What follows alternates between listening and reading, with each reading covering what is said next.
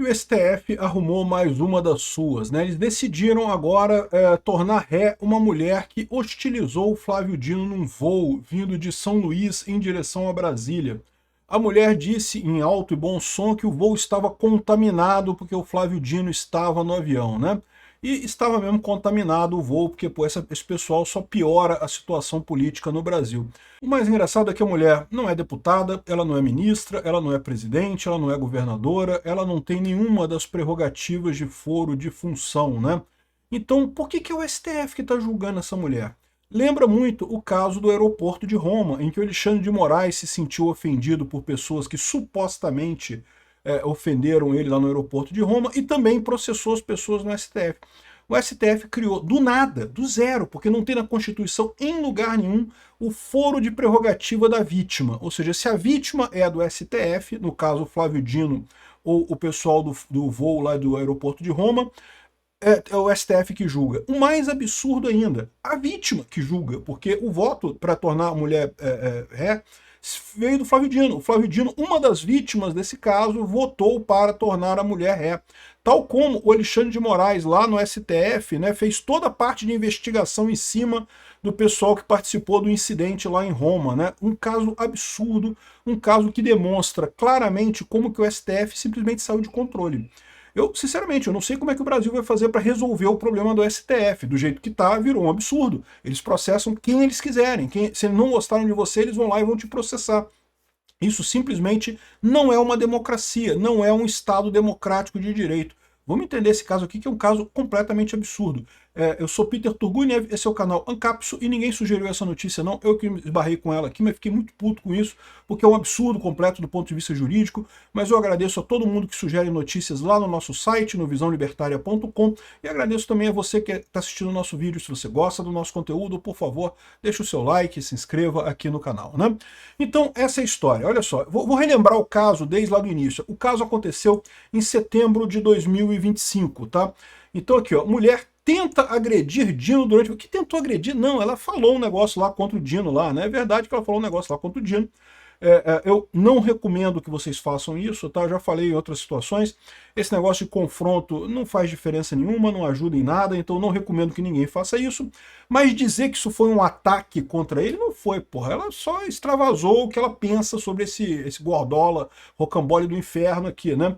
Aqui, ó, identificado como Maria Plotekvits, ela teria entrado no avião gritando, afirmando que a aeronave estava contaminada e que não respeita essa espécie de gente. Tá, isso é tentar agredir o Dino? Não, isso é colocar o Dino no lugar dele. Ele realmente é um tipo muito baixo de pessoas no Brasil. Esse pessoal do STF se acha acima do brasileiro. Ao contrário, eles são as pessoas que estão destruindo a democracia no Brasil. Porque a democracia é, antes de mais nada, o império das leis sobre os homens. O que importa não é o que o Flávio Dino quer, o que o Alexandre de Moraes quer, ou nem o que eu quero, ou o que a senhora Maria quer também. O que importa é a lei. Ou deveria ser assim, né? E no momento que o Flávio Dino acha que pode pegar esse negócio, fala, não, vou trazer para o STF, vou indiciar. Isso já começou um absurdo aqui, ó. Polícia Militar, Polícia Federal indicia a mulher que tentou agredir Dino. Que tentou agredir? Ela xingou o Dino, pô. Meio que foda-se, pô. O Dino é grandinho, cara. O Dino consegue ouvir um palavrão sem se preocupar. Eu tenho certeza que ele conseguiu se recuperar isso. Se você falar, eu sempre disse para vocês que eu acho que esse negócio de injúria, calúnia e difamação não deveria ser crime. Isso é uma besteira. Ninguém deveria ser condenado por injúria, calúnia e difamação. Mas se você me falar assim, ah, mas ofendeu uma criança, ou uma pessoa idosa, alguém especial, né, uma pessoa com deficiência mental, não sei, eu até concordo que é uma coisa muito ruim, mas o Dino, vamos combinar, apesar dele ser um deficiente mental também, ser uma pessoa idosa, e ser um gordola, e ser um rocambole do inferno, ele tem capacidade de se resistir a esse tipo de coisa e passar para frente e não vai se sentir afetado por isso.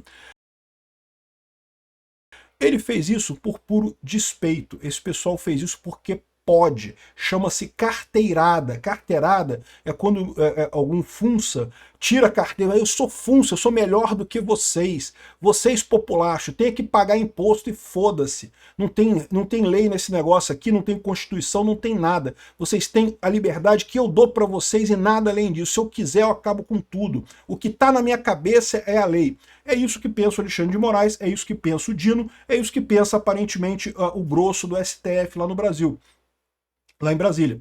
Aqui, ó. Então a mulher foi advertida por segurança, não sei o que lá, e depois ela pousou a aeronave, prestou depoimento, não sei o que lá, e vai responder por injúria qualificada e incitação ao crime. Que incitação ao crime? A mulher falou que ele estava contaminada e que não respeita essa espécie de gente. Em que momento ela mandou alguém bater no Dino, alguém fazer alguma coisa errada com o Dino, né? Tá contaminado mesmo, pô. O Dino deve peidar pra cara. Já imaginou um peido do Flávio Dino, cara? Deve ser uma coisa que realmente contamina o avião, cara. Não duvido nada que ele soltou um peido mesmo e a mulher estava falando uma coisa textual, uma coisa factual que estava acontecendo ali, né? Então, ou seja, um absurdo isso. O Deltan Dallagnol já falou aqui, ó, uma mulher comum, sem foro privilegiado. Isso que é o problema. Se o Flávio Dino tivesse feito a notícia crime para essa mulher ser investigada onde quer que ela mora, eu não sei onde é que ela mora, vamos supor que mora em Brasília, né? O voo era de São Luís para Brasília. Mas vamos supor que ela mora em Brasília, eu não sei onde é que ela mora. E aí ele faz uma notícia crime para o procurador de Brasília entrar com o caso e processar ela na Justiça de Brasília. Isso ele teria o direito de fazer. Aliás, eu acho errado, como eu já falei, eu acho que esses crimes de injúria, calúnia e difamação simplesmente não deveriam existir, mas dentro da legislação atual ele teria o direito de fazer isso daí, e não tem nada de errado. E seria designado um juiz para avaliar o caso, para investigar a mulher, para fazer a avaliação e não sei o que lá, e eventualmente até tornar a mulher ré mesmo por esse crime aqui, né? Agora, teve isso? Não, não teve nada disso. Foi direto para o STF, ela já se tornou ré. Sabe o que isso significa? Para quem não está acostumado, esses crimes contra a honra, eles têm todo um processo de conciliação. Eventualmente, se a mulher for réu primária, ela tem direito à transação penal, ela tem direito a uma série de benefícios que o PGR pode fornecer a ela. Ela não teve direito a nada. Ela não teve direito a nada porque como ela atacou uma pessoa especial, feita de um barro mais fino que o resto das pessoas no Brasil, né, ela não pode fazer nada disso, ela tem que responder, ela tem que ir para cadeia, não sei o que lá. Quem fala essa parada do barro mais fino é o Frédéric Bastiat. Para quem não conhece, é um pensador libertário lá da França, do século XVII, agora eu não vou lembrar, 17, 18. Tem um vídeo lá no Ancapsu Classic falando sobre o Frédéric Bastiat, né? E ele fazia uma crítica muito interessante ao Thomas Hobbes, né? O Thomas Hobbes é o pensador moderno, um pensador inglês, da mesma época que ele, que falava que a explicação para ver o Estado é justamente porque o ser humano ele é muito violento, o ser humano tende ao estado de natureza, né? A principal obra do Thomas Hobbes é o Leviatã. E é muito interessante, ele explica o seguinte, o ser humano ele é um ser violento. Se não houvesse o Estado, haveria uma briga de um contra o outro e a gente estaria no que ele chamou de estado de natureza e nunca chegaríamos a lugar nenhum, nunca conseguiríamos ter nada. É preciso ter um Estado. É preciso que cada ser humano ceda uma parte da sua liberdade para o Estado, para que o Estado garanta que não há briga entre as pessoas e dessa forma, né, a gente consiga ter uma sociedade funcionando. Parece uma justificativa bacana, né? É a justificativa moderna para a existência do Estado. Por quê? Porque antes do Thomas Hobbes, a visão é que o Estado existe porque Deus instituiu o Estado, porque Deus gosta do rei, o Deus abençoou o rei, que é, né, o rei o abençoado por Deus, que era a justificativa desde os faraós, né? Lembra? Os faraós lá no Egito Antigo, né? O faraó era tipo um semideus e não sei o que lá. Então, ou seja, até essa época, 1640, o Thomas Hobbes foi 1640, se não me engano, alguma coisa por aí, depois procura no Google. O Thomas Hobbes foi que deu a visão moderna, que é a visão até hoje. O Estado existe porque é preciso evitar que as pessoas briguem entre si e causem, né, uma cause violência contra a outra e coisa e tal.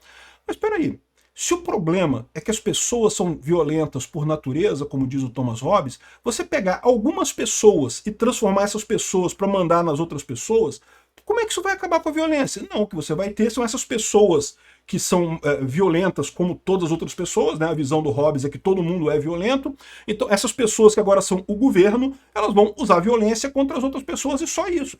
E faz sentido, é isso que falava o Frédéric Bastiat. Ele falava o seguinte, não, peraí, você está dizendo para mim que os funcionários públicos e os reis e a nobreza, eles são de um barro mais fino que o resto da população, né? Porque, lembra, na época dele, o pessoal, né, muito religioso ainda, então acreditava que como o Adão, nós viemos do barro, né? Nós, os camponeses, a plebe aqui, nós somos feitos de um barro meio grosso aí, que entra em estado de natureza e briga e coisa e tal, mas o governante não, os funcionários públicos não, o Flávio Dino não, ele é feito de um barro mais fino, né, que ele consegue manter a coisa. Não, é lógico que não, ele está falando essa analogia exatamente de forma irônica, de forma para dizer que não, porque não é, né? Os políticos são tão violentos quanto o resto da população. O que acaba acontecendo é exatamente isso, olha. O idiota do Flávio Dino vai lá e usa a violência dele para perseguir alguém que foi contra ele. É um absurdo esse tipo de coisa, é uma coisa que não faz sentido.